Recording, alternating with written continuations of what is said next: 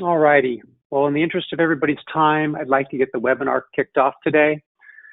Once again, thank you, and welcome to everybody who's jumping on the call here. Our webinar today is preparing for a restart. We want to focus on reopening our businesses, reopening safely.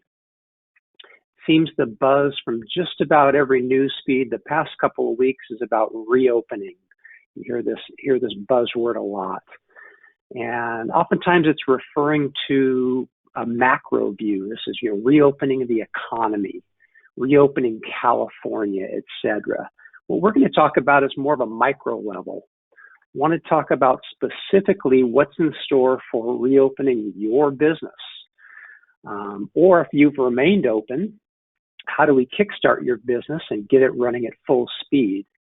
I think the challenge for most businesses is not going to be just, hanging the open sign on the door.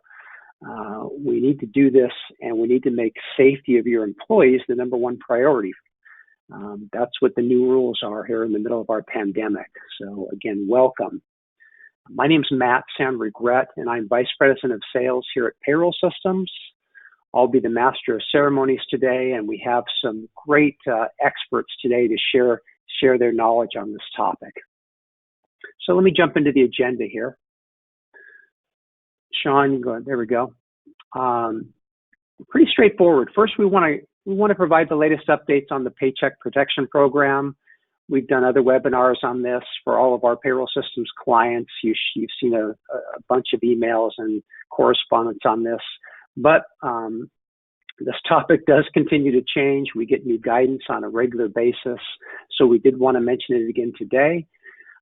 Specifically, we want to focus on the topic of forgiveness, talk about what that means, what part of that loan is actually forgivable. And we also want to let you know that there's some OSHA guidelines that have to do with the payroll protection program as well. And then we want to move on to this topic of reopening your business, and specifically, how do we reopen the business safely? We're going to share guidance, get you prepared to reopen, or like I said before, to ramp back up to full speed. So for those of you not familiar with payroll systems, we've been a leader in services such as payroll, time and attendance, HRIS platforms, consumer-directed healthcare plan administration. We're based here in the San Francisco area and have been servicing business of various sizes for the past 30 years. At the end of the webinar, we'll provide full contact information, both for us as well as our presenters. And I did want to also mention we are recording the webinar, so we'll post that. All attendees will get notified with the webinar recording. We'll post that up to our YouTube channel as well as our website. All right, so let's go ahead and get started here. To present today, I'm really excited. We have a couple of HR experts from the firm of Puzzle HR. They're going to dig deeper into our topics. Puzzle HR is a managed human resource consulting firm with offices throughout the United States. They provide both technological expertise as well as human resource expertise that's always customized to each client. They do this in an employee-friendly environment as well as a socially conscious environment. And with that, I'm going to turn it over to Chris Timmel from Puzzle HR. Chris, Thank welcome. you, Matt. Thank you very much, Matt. I appreciate the introduction. Appreciate you inviting us to the call today. Sean, that's me, Chris Timmel. I'm one of the co-founders and the president of Puzzle HR. I am worth nothing on these webinars without my co-presenter, Marion Hawkins. Marion is our vice president of operations and has got just a world of experience, a wealth of experience in running business operations. And she and I run webinars on a weekly basis. And I tell you what, I wouldn't do it without her. So Marion, happy to have you on this adventure with me today. Before we hop in though, I've got to give the old legal disclaimer, and there it is. And at the end of the day, nothing herein or in the course materials should be construed as professional advice to any particular situation. They should also not constitute a legal opinion with respect to compliance with any federal, state, or local laws. Participants, please don't act on this information without seeking professional counsel. This information from the webinar is not provided in the case of any attorney-client relationship, is not intended to constitute legal advice or substitute for obtaining legal advice from an attorney licensed in your state. There, I did it. So without further ado, I will hand it over to my right-hand person, Marion Hawkins. Marion?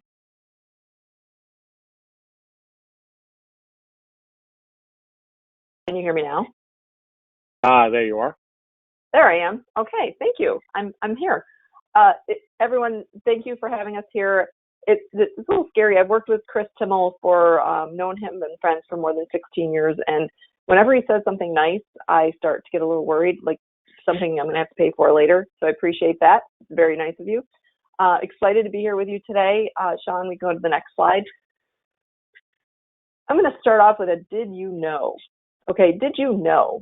So for those of you that have a PPP loan or have applied for a PPP loan, did you know that you agreed to certain stipulations when you applied for that loan? So the first one is the OSHA stipulation. So I'll just read the bolded section where it says, signing this form, so the application form for your PPP loan, is certification that the applicant, to the best of its knowledge, is in compliance with the applicable OSHA requirements. And here's the kicker, and will remain in compliance during the life of the loan.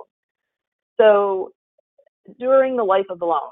So it scares me when I sign that I will be in compliance for a long time, but that OSHA, we're going to help, we're going to give some direction, make sure that you keep that in mind. And then the other piece that's really interesting is also on the application, all businesses receiving SBA financial assistance must agree not to discriminate in any business practice, including employment practices and services to the public, on the basis of categories cited in 13 CFR, parts 112, 113, and 117 of SBA regulations. So what are those sections? So CFR stands for Code of Federal Regulation. Part 112 is actually Title VI of the Civil Rights Act of 1964. You may have heard of it. So in signing this document and getting the loan, you have agreed that no person will, on the grounds of race, color, or national origin, be excluded from participation in or be denied the benefits of or be otherwise subjected to discrimination under any financial assistance activities of the SBA. So meaning if this loan is funding something, then in the funding, you're agreeing you'll abide by the Title VI of the Civil Rights Act of 1964. Part 113 expands the prohibited discrimination, and that's not covered in 112, and that's adding handicap as a protected category. And then Part 117 expands it again to include the Age Discrimination Act of 1975. So what they're saying is the whole suite of discrimination policies have to be abided by during the life of this loan. And you agreed to that when you applied. So it's interesting. So be sure you're staying on top of OSHA and HR compliance. And we're going to help in any way that we can in this session. So moving on to the PPP updates. Really interesting time. Matt said it, and we've said it before. The time in the COVID time, the pre-COVID time, and the COVID time, the timeline is so crazy condensed. So the amount of legislative changes that we've seen in the last 2 months has equaled several years, right? Never have we seen this kind of level of clarity, legislation, detail coming from all different angles, coming from, the DOL, Treasury, we've got everyone is chiming in. The Fed is writing it. OSHA is giving their view of things. We got CDC chiming in. So all of this is coming in. So what happened this week, which I think is very interesting, because as we're writing this seminar, we're changing things because it changed, is on Tuesday, the House Majority Leader said that the House and the Senate plan to agree upon some changes that affect the PPP loan. Now you have to remember, a week ago Friday, the SBA sent out or distributed the new guidelines or the application to to apply for forgiveness. So now the application for forgiveness came out, and then the next week, 5 days later, the majority leader said, oh, wait, we're going to change things. So everything is up in the air again, okay? The House is expected to pass the bill this week, and it's going to extend the current 8-week period during which businesses must use funds to have loans forgiven to either 24 weeks or 12 weeks, or some are saying to the end of this year. So that clarity will come when something comes out. I was concerned that this would be released when we start the seminar, so this would then be old news. So now we all are learning this together. So some of the details on what we're expecting is it would allow businesses to repay loans over 5 years instead of 2, and build in flexibility on how employers would use their funds. So some of the examples that were given was eliminating the rule that no more than 25% of the loan can be spent on expenses. So they're talking about getting rid of that, and being able to use some of the loan for personal protective equipment, or PPE, and investments required for reopening. I mean, a lot of businesses are finding that there's some costs associated with that. So for example, sneeze guards, partitions, and any structural changes that have to accommodate social distancing are a cost to an already strapped employer. So they're looking at including these as some of those non-payroll costs that are approved. And layer on top of this, we still haven't gotten the final ruling from the SBA. So the SBA completed their period of public commentary on May 15th, meaning they were gathering public feedback and change requests based on actual experience with the PPP loan. So what was expected when the legislation was created and what actually happened in practical application was being reviewed. So that feedback was all given by May 15th, and the SBA is expected to do a final ruling to come back, which will change things again. And every time I talk about PPP, I hear, oh, everyone who's got the loan has the loan, right? We're well past this. But we're not, because it's important to note that there's still more than $100 billion in PPP loan funding available. Because after the initial round of almost $350 billion, it was depleted in 13 days. The second round of funding of $320 billion was added on April 27th. Still funds available, which is kind of amazing at how fast it went the first time. But we have to remember, a lot of publicly traded companies gave the money back because they couldn't justify the need. So interesting stuff happening. Stay tuned. Hopefully we get invited back when new stuff comes out. We can tell you more about it. Love this stuff. It geeks us out a little bit. So let's start talking about the loan forgiveness applications. We're kind of going out of order because the loan forgiveness application did come out before this expected ruling that we're getting this week. So I'm not going to go into the level of detail we were originally going to do. We were literally going to go, here's the application, here's the steps you take. But a lot of that's going to change, okay? So what we're going to talk about are the things that are still probably going to be relevant, even with the changes they're talking about, okay? So number one is you still have to apply for loan forgiveness. Okay, at the end of the day, the PPP is a loan. It's currently with a 2-year payback with 1% interest. All in all, that's not a bad loan. It's still a good deal. But the key point here is to know that you need to apply for forgiveness and meet prescribed criteria, be able to substantiate that criteria to achieve loan forgiveness. Okay, so you have to ask for loan forgiveness. And that takes place the way the world is today after the 8 weeks is closed out. You get all your stuff together and you go back to the lender. You're not going to the SBA, you're not going to the Fed. The lender that provided the loan is the first point that will be studying the information you give them. The loan application is, I believe it's 11 or 12 pages long for forgiveness. And it has step-by-step instructions and has some clarification on forgiveness, both in the process itself and in calculations. So some of these clarifications are new options to calculate payroll costs, eligible payroll and non-payroll expenses either paid or incurred during that 8-week period, which again may change. And loan forgiveness is reduced if FTE or full-time equivalent headcount declines or if wages decrease, right? But there's new statutory exemptions from loan forgiveness reduction based on FTEs, and there's an exemption for the FTE exception. So we're going to go into some of those details. One thing that came out of this is the SBA may request additional information to evaluate the borrower's eligibility for the PPP loan and for loan forgiveness, and may direct the lender to disprove the application and the original loan. So they can go back and say, you know what, this didn't apply. They weren't eligible. They should have never done this. Hopefully it doesn't happen much. I would assume if that does happen, there could be some fraud charges coming with that. So be very careful with what you're signing. And then any loan and related documents must be maintained for a period of 6 years after the loan is forgiven or repaid in full. Okay. So one of the key things is people kept asking, we have a lot of questions on our seminars that we're doing, and they'll say, well, what's paid?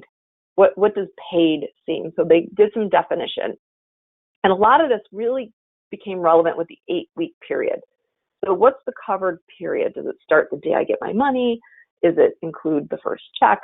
So it looks like the guidelines from the SBA on this form for forgiveness said, okay, you got two options. The covered period just starts the day you receive your money. But we're going to give you another one, and we're going to call it the alternate payroll coverage period. And it allows borrowers to start the date on the first day of the pay period following getting the loan. So what had happened is we had people that were biweekly, maybe they got their loan the day after their check date. So now they have almost 2 weeks that they're not funding anything by the old guidelines. So now they could use this alternate payroll coverage period, which allows them to wait and start that clock ticking the first day of the next period. So the alternate payroll covered period can be elected as an option only where it's noted as an option, not across the board. So for example, FTE calculations are just coverage period. You don't have that flexibility. Like I said, very relevant when we have the 8 weeks. I think it becomes less relevant when we have more than 8 weeks. So when we go up to 14 weeks, 24 weeks or longer, then we're going to see the relevancy, because the desperation to get everything in a really prescribed truncated time period, it goes away, right? So this isn't going to be as difficult, I think. But it's the Fed, so you never know, it could get worse. Paid or incurred, they defined this, same thing. What's paid?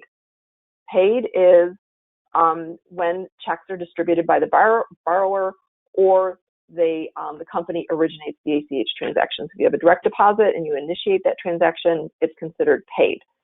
Now, we also talked about incurred. So there's some flexibility here. If payroll costs are incurred, and even if that check date isn't within that covered period or the alternate payroll covered period, if you pay it on the next scheduled check date, you can still count it. You can still include it. And it really gives them more flexibility, and it just eases the burden on the employer, okay? So just another thing. Now, the cool thing is we were talking to payroll systems, and they have a report that does this. So they can actually run a report that identifies the payroll costs for a set period, and it's going to include gross pay, employer contributions to health plans, if that's reported, employer contributions to retirement plans, because you can have that in addition to salary, employer, state, and local payroll taxes, and it will also give in that report who's capped over $100,000 per year, right? Because anyone over that, you can't get forgiveness for that. So if you're a client of payroll systems, you have access to this information pretty easily through your payroll company. So give them a call, and they'll be able to run this report for you. And they can do it based on pretty much any date range that you choose. So it could be a date range that's a covered period or the alternate payroll covered period. So they'll be able to help you with that. Additionally, full-time equivalent comes into play. There was a lot of talk about full-time equivalent because remember, for forgiveness, how it stands today is you have to be at 75% of wages and 100% of full-time equivalent headcount. So how do you calculate that? So you calculate that by the average number of hours paid per week. Now, the maximum you can get from an employee is 1. So if you have an employee that works 80 hours in a week, they're only 1. Okay, they can't be 2. So if you look at all your full-timers and make them 1 FTE, And then anyone who's not 40 hours, you take all of their hours, add them together, and divide it by 40, and that will give you the number of FTEs that you have. Now, in this release, they said you can use 0.5 for all part-time as an option, which makes it very easy. So do that. And it's part of loan forgiveness. Again, Payroll Systems has a report for you that, again, with a customizable date range, you'll be able to get the FTE calculation. So it's really great that the company you're working with can do this for you. And they've continued to modify these reports as legislation has changed, because nothing has been the same for longer than a couple weeks at a time. So they've continued to modify the reports so they're ready for when the clients request it. And then the last piece that is we're kind of tying together is a combined element of FTE exceptions, exemptions, and safe harbor. So we haven't seen anything that is coming to change the requirements to maintain a full-time equivalent headcount. There's clarity based on what we knew before, but I don't see anything of this changing. I think it might have to, because they play so closely with the wages, but as it stands right now, you have to maintain your FTE. And the first way to do that is a safe harbor provision. If the client reduced headcount levels in the period beginning February 15th and ending April 26th, but restored your levels of full-time equivalent no later than June 30th, then you're fine. That's called the safe harbor rule.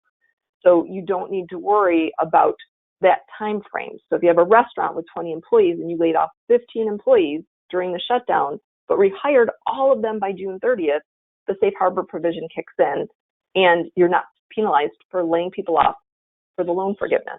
So the safe harbor provision makes it just really easy. Get where you were by the 30th. But we got other clarity. So you can give relief to your employers or you as a business owner if you made a good faith effort to bring employees back. And we've had several clients who reached out to their employees. We have customers in just about every state, so everyone's in a different level of opening back up, and they've reached out and the employee has said, no, thank you. I'm not ready to come back. I don't want to come back and make more on unemployment, or whatever the reason. If that employer made a good faith effort to bring that employee back and documented it, you can't just do a phone call, have something in writing, and the employee declines to return, you get kind of a pass on that one. The same thing, if an employee was fired for just cause, again, that isn't somebody that's going to go against your FTE count. Or if the employee requested reduced hours, let's say they went to reduced hours and they like it, they want to keep it that way. So if you had 20 employees on February 15th, but now you only have 18, you offered them all to come back and 2 refused, you are eligible for loan forgiveness. You will not get dinged for that. So I think that's pretty interesting information on this. Like I said, it's going to change. So stay tuned. All right. So we're to the Q&A.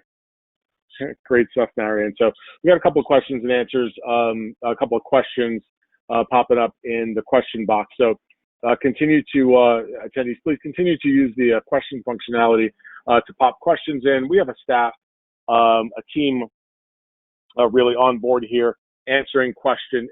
They're there to answer live questions. So if you pop a question in, into the Q&A, one of our Puzzle HR team members will answer it for you. We've got a couple that come up. As I was saying before, Mary and I do these webinars. I've been doing these webinars or webinars around this topic for the past couple of months, and so we get a number of questions that come up on every webinar, so I figure we can kind of just, Mary, why don't we just go through a couple of those real quick? Okay. Sure. So we'll go with can I change my pay periods to coincide with the 8-week covered period? Yeah, so that was really an issue. So a lot of people were struggling with that. So the example I gave with biweekly. So you get your loan the day after your paycheck, and then you think, wow, there's a wasted 2 weeks. So people were trying to change their pay periods, and with the new clarity around the coverage period and the alternate payroll covered period, it addresses this issue. So it sounds like somebody was listening. So if these changes that they're talking about actually happen, or what's part of this application will cover that, so you don't need to change it. But I think the 8-week period even going away makes it even easier. So there's two ways that it's easy now. Yeah. Right. Yeah. So that 8-week thing is because there are even a couple of live questions coming in on that. So, the 8-week period thing, really just kind of stand by, wait until next week or so when we get the change in legislation. We'll know whether it's 8 weeks or 12 weeks or to the end of the year, and right. we'll have a better answer once we get an answer from the government. Yep. I'm gonna let's see. Here's one. We'll go to. My employees received tips during the reference period, but did not receive tips during the 8-week period. Does this affect the line 5 salary wage reduction calculation on the forgiveness calculation form? Yeah, so this is causing some anxiety for restaurant owners. So tips were part of the wage calculation in the wages when they applied for the loan. And it should be included in the loan forgiveness section as well. The problem is people were not getting tips. So the answer is if the employer used PPP funds to keep employees paid during the downtime, they should have also covered lost tips as well, because it does come in that calculation. Now, the good news is it's 75% for wages. It's not the full 100% like full-time equivalent. So you've got that 25% play. But yeah, you're going to have to account for that difference. If they didn't get tips, that's going to reduce that amount, and you're going to have to make that up somewhere to get that 75%. Unless, like we're expecting, that 75% goes away, then you're fine. Right. So that was no answer whatsoever. Right? That was wait and see. Let's wait and see. Yeah. So let's see. I need to clear up all, in quotes, all the employee benefits that couldn't be included in the PPP 75%. Right. So there is wages up to 100,000, right? And then there's benefits on top of that. So if you have an employee that makes more than 100,000, that wage number stops at 100,000 cap, but the benefits goes on top of that. So people are confused by that, and that includes group healthcare coverage, so premiums, also payment for any retirement benefits, parental family medical leave or sick leave, and those are the benefits that are covered under here. Okay, gotcha. You mentioned they can't 401k. use anything that they did. Yeah, 401k, absolutely, but they can't, if they paid someone emergency paid sick leave or emergency FMLA, you cannot include that in this. You can't double dip on those. Okay. Gotcha. No double dipping. We all no double dipping. Stands taught us that. Cool. Yeah. Let's see. Well, this is an easy one. So, can you please elaborate on PPP eligibility guidelines? Current economic uncertainty makes this loan request necessary. The last piece in. Yeah, that's what I was talking about. So a lot of people gave it back. I think the last time we looked at it was $1 billion going back, because everyone got in line, the big corporations got in line and got their PPP loans, and it bumped out. There was so much in the news about bumping out the small business owner. And when they had to then get to that part of current economic uncertainty makes this loan request necessary, they got a little antsy, because I don't know, about a month ago, the Fed was using some pretty harsh language, fraud, prison terms, they were really talking that. So they backed off that a little bit and said anyone under $2 million loan isn't going to get heightened scrutiny. They're going to be deemed that they had good faith in putting that loan in. But it scared some of the bigger companies. And I think Shake Shack was the first one who said, you know what, take it back. I don't want to deal with it, because they couldn't prove that they needed that. So the PPP loan has to be a necessity to maintain the employees and keep the business open. That was part of the original litmus test at the beginning. Right. And there was the $2 million the $2 million auto exemption, right? It's like it was if the loan is under $2 million, we're not going to audit it or something like that. Yes. Yeah, they just recently came out with that. So like a month ago it was, we're going to charge everyone to the fullest and you're going to prison. It was very scary. And then about 2-3 weeks ago, they said, you know what, if it's under 2 million, we're going to assume you had good faith when you applied for the loan. So they backed off a little bit. Yeah. Yeah, no, for sure. I will tell you what, if you got a loan under $2 million, if you're on the call and your loan was under $2 million, I will say this, prepare to be audited just in case. I read some of that language last week, and yeah, just be prepared just in case. Be prepared. Work with your work with your payroll company or accountant. Make sure that you're lined up. Make sure you have everything lined up. And those two guys in New Hampshire that are facing federal charges right now for fraud, their loan was $500,000. So right, exactly. Right. So okay, enough of my PPP stuff, my PPP silliness. So thank you, and I guess it's you, Timmel. Thanks, Marion. It's funny that every single week we do these webinars, and we really want to not talk about PPP loans, but we just kind of have to. It is just top of mind for all of our constituencies. So, but what we want to do now is make a shift, right? So and shift over to restarting your company, and we call this restarting your business, restarting operations, accelerating operations, and we just call this section a human-focused restart. There's a lot of information that's been coming out, state after state. Every state, I think, is in some state of reopening, as it were. And, we want to make sure that as we're reopening or restarting, that we're keeping our employees and our customers safe. This is something that's just brand new national guidance from the CDC, opening your workplace during the pandemic. This is a great flow chart, and I'm not going to read it to you, but it's should you consider opening? If anything's no, don't open. If it's all yes, then you move to the next one. You check all the box, and this is from the CDC. It's a really, really good piece. Highly recommend going through it. And really, at the end of the day, you look all the way over to the right, and you want to get to open and monitor, and that's kind of the key to all of this. You can't just open your doors and just let a rip tater chip, right? It just doesn't. It's just not going to work that way. You really have to monitor state, local, federal regulations and guidelines to keep your employees and frankly your customers and the surrounding community safe. So that's from the CDC. The OSHA put out a pretty good alert. The OSHA alert for restaurants and beverage vendors for offering takeout and curbside pickup. I know, again, not going to read the slide to you, but we've all been to. I'm speaking to you from the mountains of Georgia, and I'm on a little bit of a respite here for a couple of days.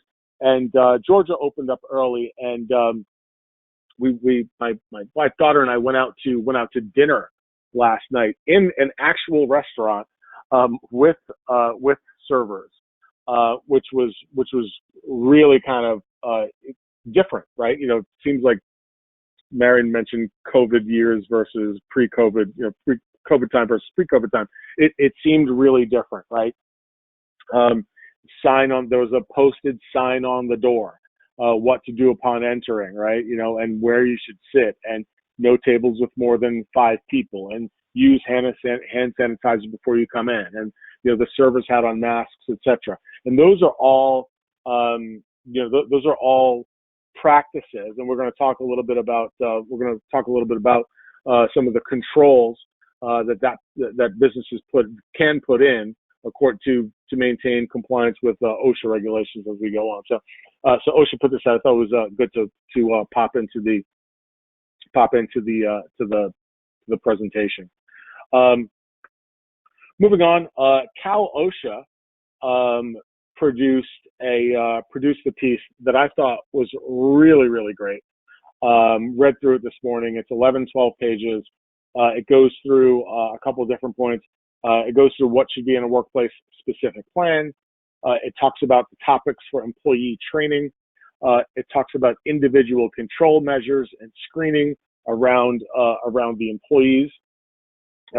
It goes through cleaning and disinfection protocols, physical distancing guidelines, and some additional requirements. And so there's everyone on the call you'll get a copy of the deck, and there are links in the deck to these different resources. This resource I thought, next slide, was really, really good. This is what it looks like when you actually get to it. So that's Cal OSHA. OSHA guidance in general. OSHA is the Occupational and Safety Health Administration. They give guidance. The next slide, Sean. Their general duty clause. I always like to kind of go through this, and it is that employers have a responsibility to provide their employees with a workplace that's free from recognized hazards likely to cause serious injury or death. One of those things would be COVID-19. And yes, you can go to the next slide. And so there's the OSHA plan, which is which provides national guidance. Each individual state has a state. Some states have separate state plans. California happens to be one of them. If when you get a chance, take a look at this slide deck. There's a link to the California specific state plan. Oregon, Washington as well. Alaska also have state plans, but the California state plan, I did link to the presentation here. It's actually pretty detailed. So let's talk about how COVID-19 spreads. We all know this. These are, this is an opinion. These are scientific facts. COVID-19 spreads person to person, people in close contact for an extended period of time. So 6 feet for an extended period of time, through respiratory droplets, obviously, and then through individuals touching contaminated surfaces, and then potentially touching their face, nose, eyes, etc. Think about now. So I talked about that restaurant that I went to here in Blue Ridge, Georgia yesterday, right? And I'll compare it to a restaurant that I went to in Florida, where I live, a couple of weeks ago. And so the restaurant here in Georgia, there was inside seating, and you walked in, the servers had face masks, all of the utensils, etc., were single use. The ketchup, the mayo, salt and pepper, that was all single use, which was great, right? So because I know they filled it, I had a little packet for the mayo, used it, and threw the packet away. Versus the restaurant that I went to in Florida last week, it was outside seating, but the salt, there were salt and pepper shakers on the table, vinegar, ketchup, like right on the table. Was not a fan of that. So we took our order to go, including the drinks, which Florida. So things like that just happen to go. But if you think about a restaurant, you've got those items that are generally multi-touch. Ketchup, salt, and pepper shaker, vinegar, plates. You have to keep those things think about how COVID-19 spreads, and you think about all these different things and how they really impact like a restaurant, specifically, capacity. And so, as you're looking to open your business and kind of restart your operations, you really need to keep those things in mind, right? So COVID in the workplace, the challenges, right? Increased absenteeism. It interrupts your supply chain, and it really does cause a change in a pattern of commerce. And we have to think about what we can do to. We're business owners, right? We're business leaders, so we have to think about what it is that we have to do to maximize our revenue generation, so that we could have profits and pay for them and pay our employees and, and support our community, et cetera. So, think about, increased absenteeism. You've got, someone could be sick, or that employee could have a sick family member that they need to take care of, or frankly, they could have a sick family member. And as a business owner, you've got to ask yourself, do I want that employee to come to work today, or this week, or over the next 2 weeks? And how does that impact your business, right? You've got to think about that. Interrupted supply delivery, right? What can you think about these restaurants? Like, what's on the menu, right? You're not going to be able to get today. You're not going to be able to get the same thing. You're not going to be able to get the same things to deliver to your customers today that you were able to get 3-4 months ago. And then, changing, patterns of commerce, right? Think about changing your hours. Maybe lengthening them, maybe shortening them, maybe closing for a certain period of time during the day to sanitize, etc. Those are just things to consider. Different steps that you can use to reduce the risk. And this is all, by the way, as I'm going through this is all OSHA guidance. Develop a disease preparedness plan. Be prepared, prepare and be prepared to implement a basic infection prevention measures in your organization. Develop policies and procedures for the for identifying sick people, and then communicate workplace flexibilities and protections, and implement workplace controls. And we're going to spend some time today talking about the workplace controls that are recommended by OSHA. And there are 4 types. There are engineering controls, administrative controls, safe work practices, and controls around personal protective equipment, or PPE, right? So the first thing, engineering controls. Now, engineering controls revolve specifically around the facility, the building, and some types of engineering control, the building, the office area, the place where people work, right, the workspace. So these are some examples of workplace controls, right? Installing high efficiency air filters, increasing ventilation rates, open the doors, hit the fan, installing physical barriers like those sneeze guards that Marion talked about before, or just barriers between, maybe barriers between tables, or anything between the customer and your worker, right? Because we want to protect both constituencies. If you can, how about a drive-through, right? Any sort of drive-through access. I painted my office because I was working from home. I painted my office, and I needed to get another couple of gallons of the ever popular Colonnade Gray from Sherwin-Williams. Well, so you can't go into a paint store, so called Sherwin-Williams. Had to figure out, and I was impressed by their protocols. They set up effectively drive-through paint. Call up, tell them what you want, you drive up, they set it out there for you, you grab it. So it's contactless delivery from paint store. And then, in some settings, specialized negative pressure ventilation. So that's really for places that have aerosol generating operations, right? Whether that be a dentist's office, or some sort of surgical practice, or spa or salon, or something like that generates some sort of an aerosol. Anyway, so that's engineering controls. Administrative controls. These revolve around workforce policies and procedures. So the engineering controls, that's the stuff that you build. Administrative controls, this is the rules of the road. This is what I want my employees, etc., to do or not do, right? And how I want to run the business. So you want to encourage anybody that's sick, you want to stay home. You want to work to minimize contact between workers and customers, right? So if you can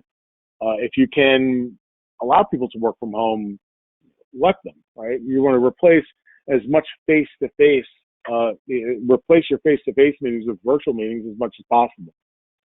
Rework your shifts or hours, right? Remember, so I talked about walking into restaurants. I've also walked into some retail establishments that will only allow, 3 or 4 or 10 people, depending on the size of the establishment, into the store at a time. These are the small places, the Costco's of the world. Target. I was in Chicago this past weekend. My daughter was moving.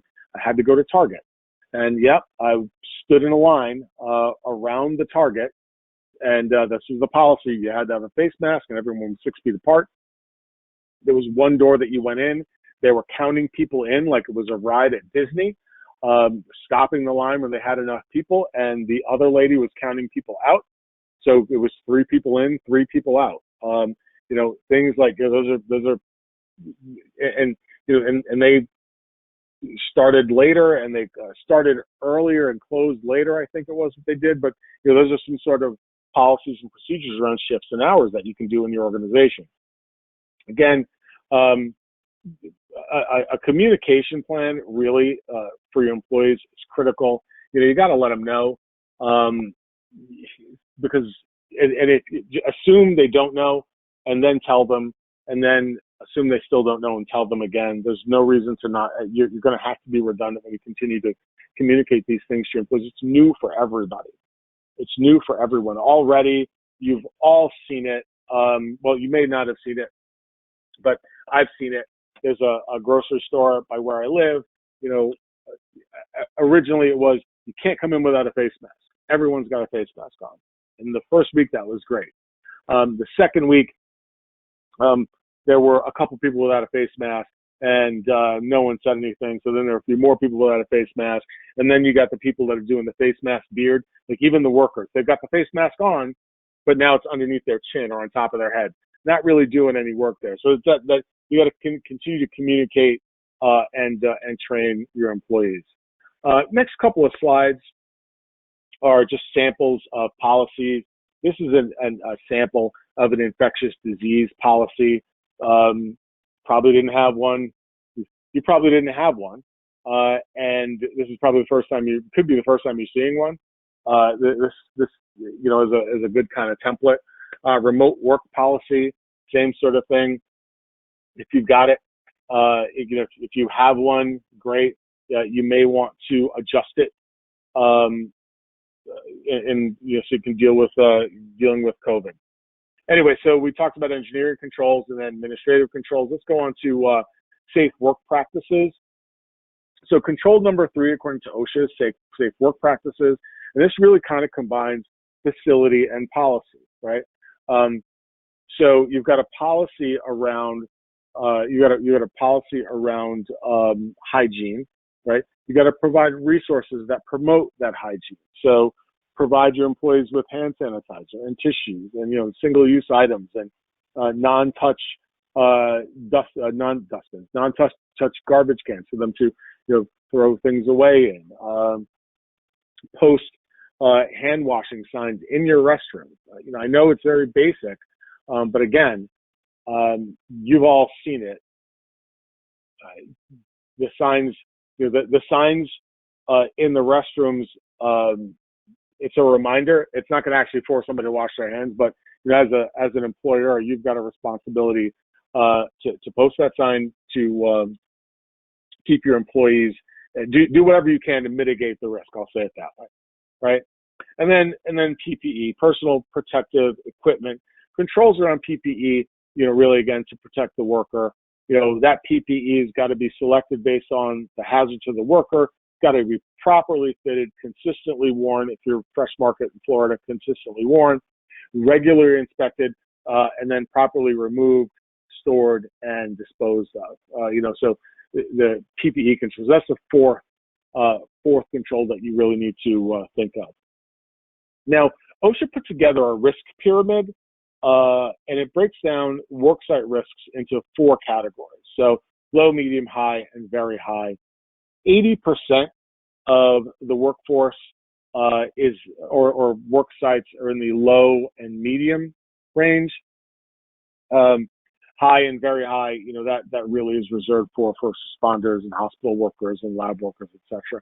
So we're going to focus our time today on the risk controls around the low and medium risk.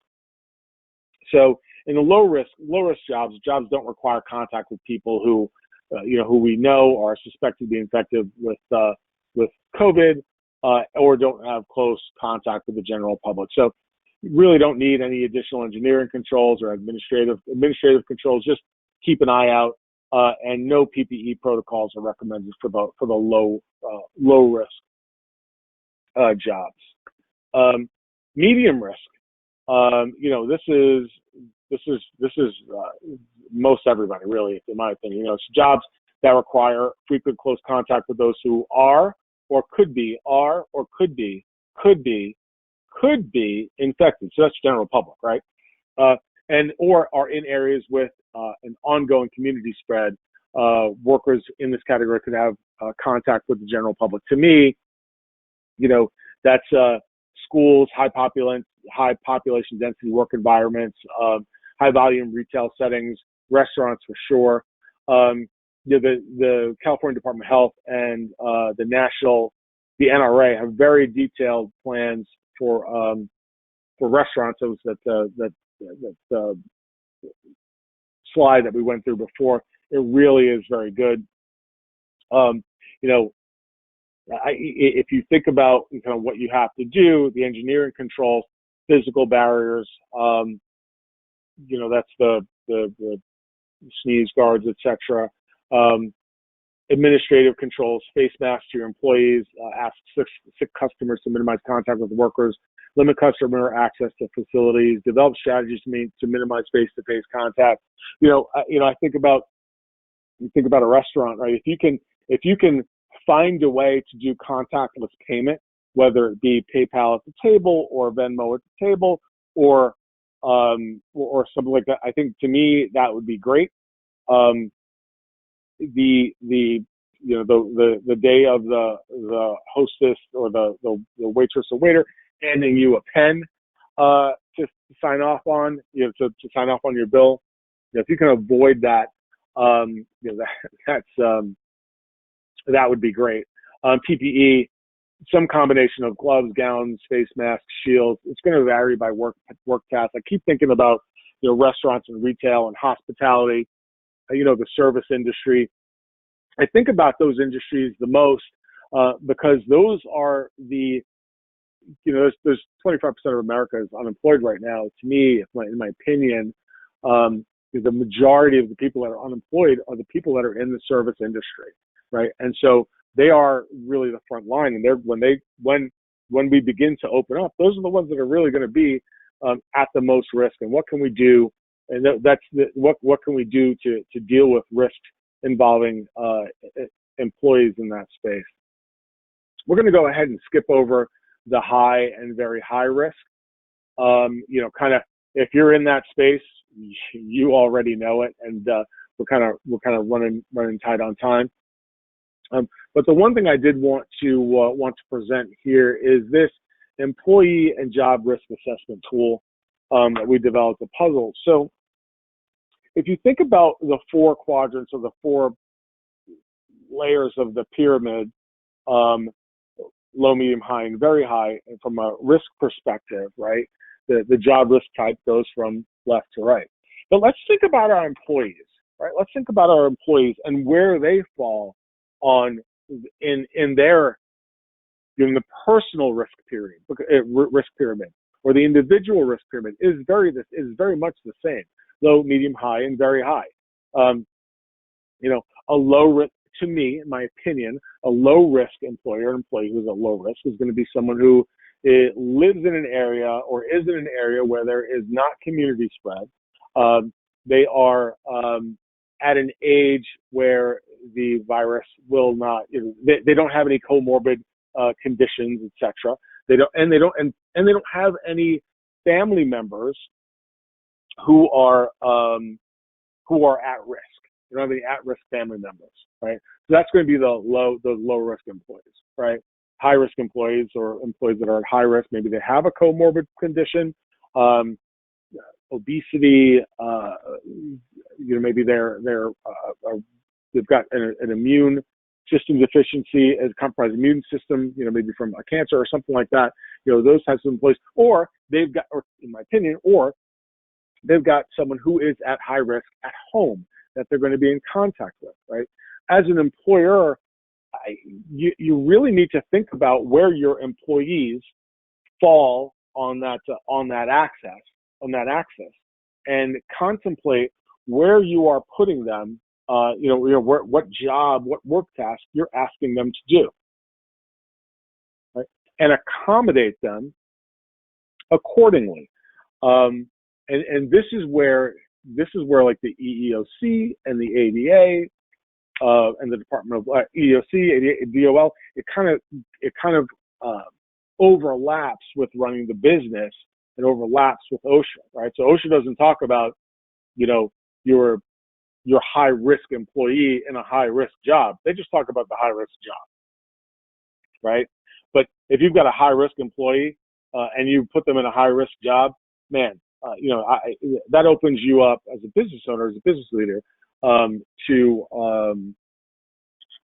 negative. Let's just call it negative consequences, right? We don't want that to happen. So if you think about the job type according to OSHA, right? And remember that job type can fluctuate, so the risk can fluctuate. Even if the risk can fluctuate across the job type, and think about where your employee is, and think about what quadrant you're contemplating putting that employee in, and maybe make a modification to move that high risk employee out of that high risk job type. Just a recommendation. There are some great tools out in the space. These are, this is from OSHA and the CDC. You should, they're available to you out there in the space. We provide them for our clients at Puzzle. I think they're getting a whole stack of posters this week. And again, some of the information is basic. Wash your hands, sanitize your workspace, don't use somebody else's phone. Yeah, it's basic, but that's what stops the spread of COVID-19 in your workplace, and which is what we all want to do, right? We don't want to close down again. We don't want to slow down again. We want to we talk about a U recovery or a V recovery. We want a V recovery, and the best way that we can have a V recovery in our businesses is to make sure that we keep our employees and our clients and our customers safe. So we are tight on time, Matt. So I'm going to skip over the OSHA and EEOC questions. I wasn't sure we'd get to that. And hand it. But if you want to follow Puzzle, these are all our resources. Sure. But from here, I will hand it back to you. Thanks for the invitation. Thanks for having us on. We appreciate you, and we're happy to help in any way that we can. Yeah, boy, wow, a lot of great information there. Thank you so much, Marion and Chris. I think we covered a good amount of ground in a little less than an hour. Not too shabby. So thank you too. Wonderful stuff. We're going to leave we will conclude here. We're getting to the top of the hour. We will leave contact information up on the screen here for a minute, just in case anybody wants to continue the conversation. There you go. And we would welcome continuing the conversation, whether you're an existing payroll systems client, you have questions on getting a custom report or whatever you need. The folks at Puzzle HR have graciously offered to accept questions and further conversations as well. So again, Marion and Chris, thank you so much. You're more than welcome. Thanks for having us, and we're, like we said, we're just happy to help. Yep, it was fun. Thank you.